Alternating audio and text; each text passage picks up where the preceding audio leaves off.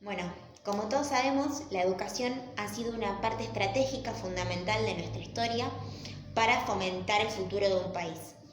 Es por ello que a la llegada de la democracia con la sumisión de Raúl Alfonsín en 1983, tras haber estado tras 7 años de dictadura militar, él se propuso reformar constantemente el sistema educativo.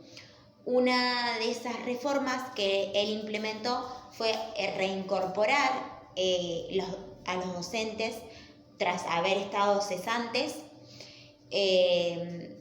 tratando de reformar constantemente el sistema educativo. Una de esas reformas que él implementó fue reincorporar a los docentes tras haber estado cesantes, tratando de derogar el arancel universitario, reabrir el centro de estudiantes y poner la educación ante la altura de las circunstancias. Es por ello que en abril de 1986 Raúl convocó a un debate público donde se debía discutir el modo en que se educaría a las nuevas generaciones. Es decir, este proyecto se llamó Congreso Pedagógico Nacional, en una clara alusión al primer y único Congreso Educativo. Ya habiendo pasado 104 años de una de esas realizaciones de Asamblea de Enseñanza Pública. Por eso se germen la ley. Ya habiendo pasado 104 años de una de esas realizaciones de Asamblea de Enseñanza Pública. Por eso se germen la ley 1420, que es la estructura central del sistema educativo argentino. Esta ley se hace cargo de todas las escuelas de la ciudad de Buenos Aires y los territorios nacionales. En aquel entonces se pretendía definir lineamientos principales del sistema educativo nacional. Pero más allá de la intención del Poder Ejecutivo de la educación de recuperar y establecerle el sistema educativo, esto se empeoró y terminó reviviendo aquellas discusiones del derecho del sistema educativo público. Por eso, en marzo de 1988 se concluyó este Congreso Pedagógico Nacional dejando atrás muy pocas estrategias concretas. Es decir, que las dificultades de este debate, pocas estrategias concretas.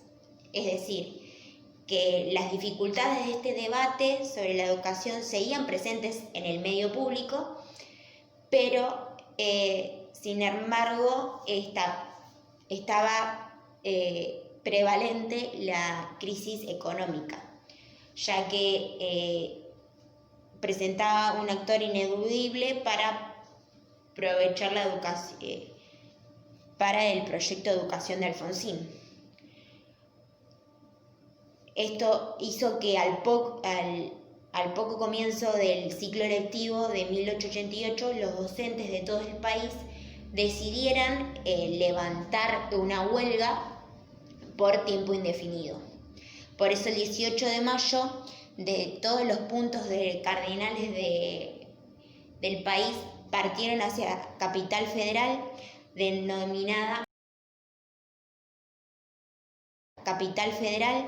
denominada Marcha Blanca. Esta Marcha Blanca reclamaba el salario básico purificado, las paritarias nacionales, una ley de educación pública, y la misma marcha logró sumar la voz educativa y sobre el debate público de la educación. No obstante, esta marcha educativa dejaba muy presente la crisis económica, porque es por esto que la debilidad de la Unión Radical llegó a una reducción salarial, teniendo una disputa del lado que se reclamaba, el reclamo inicial, que eran los docentes. Una vez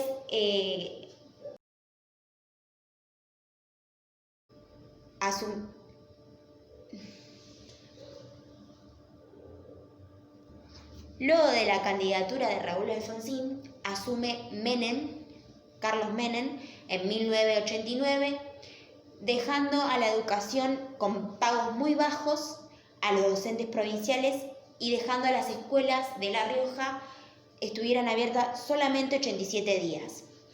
Esto, políticamente y económicamente, desde el fondo, él las implementaba desde el Fondo Monetario Internacional. Por eso, toda la década del 90 en Argentina se caracterizó por la implementación de políticas neoliberales.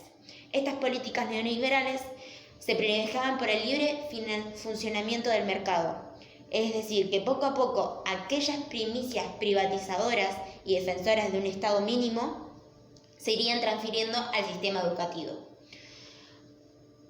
Por eso, la primera medida que se dio en el gobierno de Menem fue la Ley de Transferencia.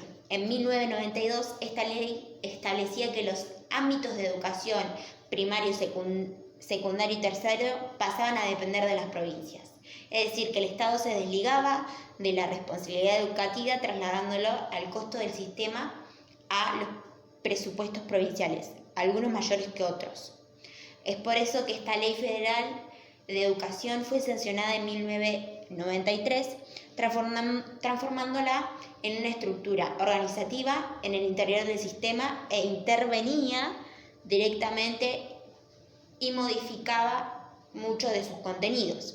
Por eso se forma un nuevo sistema educativo que se componía de inicial, EGB, polimodal superior, siendo 9 años obligatorios.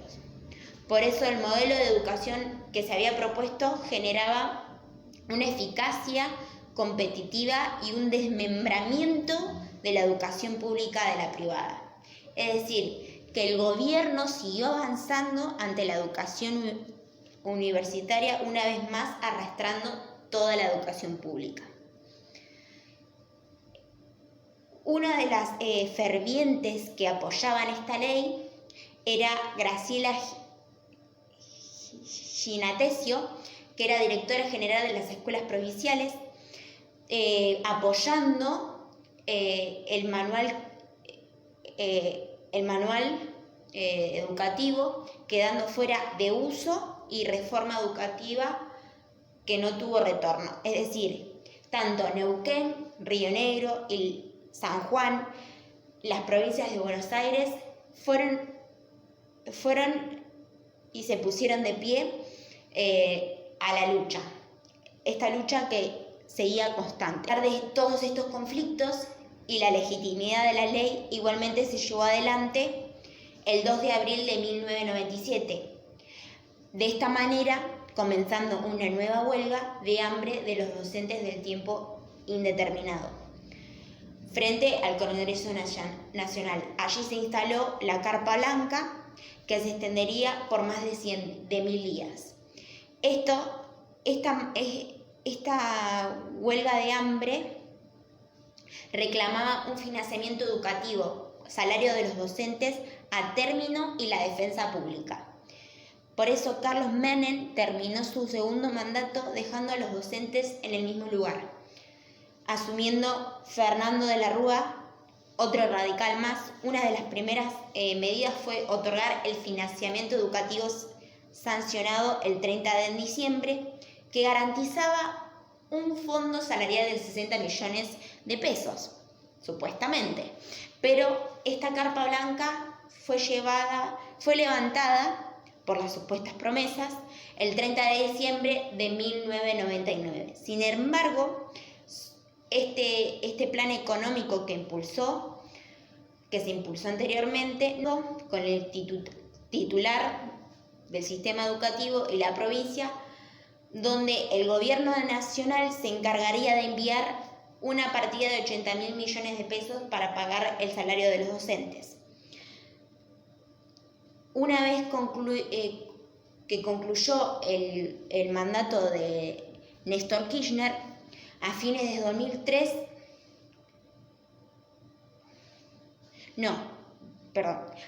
2003 se sancionó la ley 25.864, donde estableció un ciclo lectivo anual de 18 días efectivos educativos de clases, inicial, básica y polimodal. Más tarde llegaron 2 leyes más, donde estaba la Ley del Financiamiento Educativo y una nueva Ley Nacional de Educación, llevando a un 6% de PBI del sistema educativo. Terminando su mandato, asume Cristina Kirchner, continuando con el rumbo promovido por Néstor, dando una asignación universal por hijo de 180 pesos, donde los requisitos eran tener escolaridad y vacunación completa. Por eso, tanto la primer parte de la presidenta de Néstor Kirchner como el mandato de Cristina fue muy importante y significativa tanto para el sistema educativo, porque respetaron y promovieron lo que tanto la sociedad y los docentes pedían.